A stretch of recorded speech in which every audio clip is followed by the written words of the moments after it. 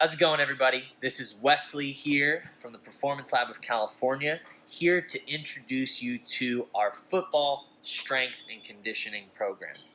I'm a coach here at the Performance Lab. I've been a trainer for 5 years now. I work closely with football and baseball players and teams, and today I want to show you our new innovative program and how it can apply to your team in your school. So it's going to be broken down into 4 parts. The first part is going to go over the color scheme that we've used for this program.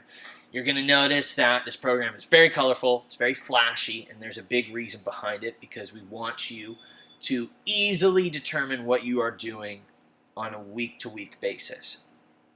The second part of this series is going to go over the priorities of the certain workouts that we're going to do. So, for instance, the first off season, we're going to focus on hypertrophy and strength. And in part 2, I'm going to explain why we chose those priorities and how they show up on the program.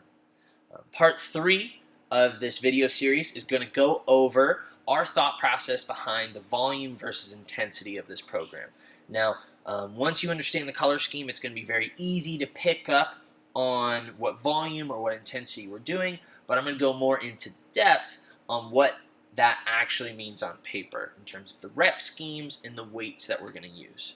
And lastly, for part 4 of explaining the program, we're going to talk about the thought behind why we periodize the way we did and how that looks on the program and how you can introduce your players to that style of periodization. And then finally, I'm just going to talk about how this can apply to your school and your team and how you can join up for this program.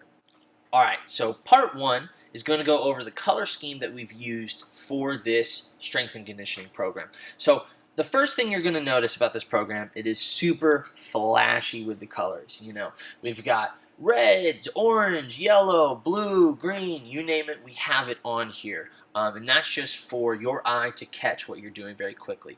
So let's draw our attention here to the calendar that we have placed at the very top. Obviously, we've broken it down for the 2019-2020 season here. We've assumed that the team is going to end their season or be towards the end of their season at the beginning of December. So what we've gone ahead and done is created a calendar based on that.